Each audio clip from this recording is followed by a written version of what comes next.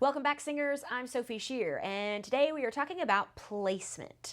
Okay, there's a lot of misunderstanding around the term placement, but what I'm basically going to try and convince you of is that quality is always better than quantity. So where the sound resonates has nothing to do with how loud it is once it gets there. Okay, so you can put sound in several different areas or placements. I prefer to refer to them as resonators, but basically they're the same thing.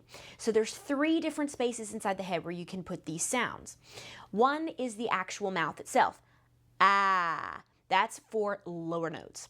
Then you have the bridge of the nose up here. That's for higher notes. Woo! And then you have one in the very, very back, kind of the very back of the mouth, very back of the nose. That's called the pharynx. That's kind of in between these two, the lowest and the highest. So you have a good transitional resonator. And this you can find if you put your finger underneath your nose and say, ha!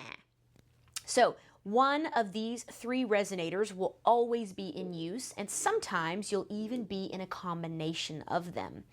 All right, so let's talk about how we get quality versus quantity. So if I'm singing in chest voice, which is designed for low notes, and I'm trying to sing it up too high,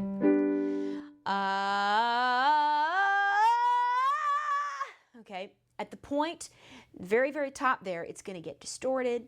It's going to start to strain. It's going to sound horrible. It's going to look horrible. It's going to look and sound like I'm dying. All right. Neither of these things should happen during a musical performance. Now, if I start in head voice and I'm singing higher in my range, woo, and then I drop down, it's easy to kind of bring head voice down with you, especially for women.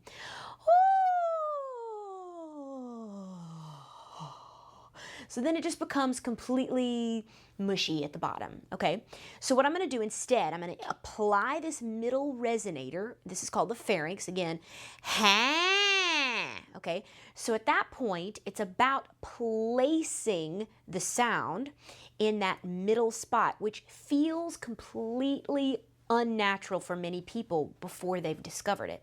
So if I'm coming from chest voice, it won't feel very loud. Whoa! Chest voice is very loud. So if I transition into this whiny little ha spot, it won't feel very loud at all. Whoa!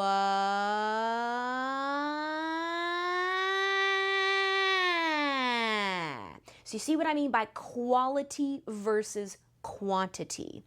So it's not very loud. In fact, I'm even purposefully keeping it softer on the top end than I am on the bottom end, because chest voice naturally has a little more volume in it.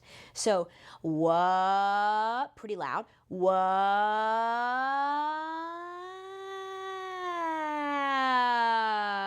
and you notice at the top I'm pulling it back very intentionally. Okay, now, if I come from head voice, it's going to be slightly different.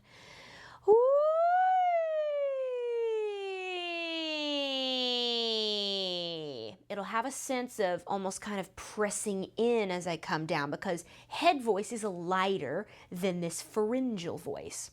So, and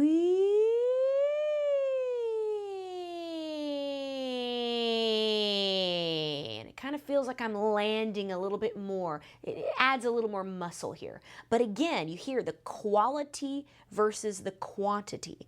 So this is a phenomenal idea to apply to most any popular music today that requires you to go much past a comfortable speaking kind of range.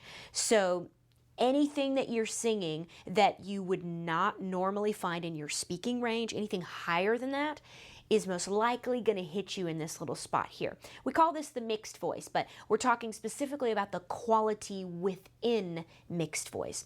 So a great exercise to practice this in would be an MEH. You can do it on any pattern of notes that you'd like. I'm going to try it on an octave scale, repeating the top note. Meh, meh, meh, meh, meh, meh, meh, meh, meh, meh. And again at the top, making sure that it doesn't get any louder. I'm focusing on the type of sound, where it's resonating, rather than how loud it is once it gets there. Meh, meh, meh, meh, meh, meh, meh, meh, meh. Meh, meh, meh, meh, meh, meh, meh, meh, meh, meh. For each one, I have to remind myself to go whiny. Meh, meh, meh, meh, meh, meh, meh, meh, meh. Meh, meh, meh, meh, meh, meh, meh, meh, meh. Meh, meh, meh, meh, meh, meh, meh, meh, meh.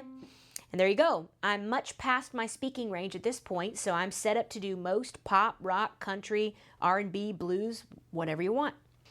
Thanks so much for watching. Be sure to follow me on Twitter and like the Sophie Shear Vocal Studios Facebook page. You can even find me on Instagram if you dare.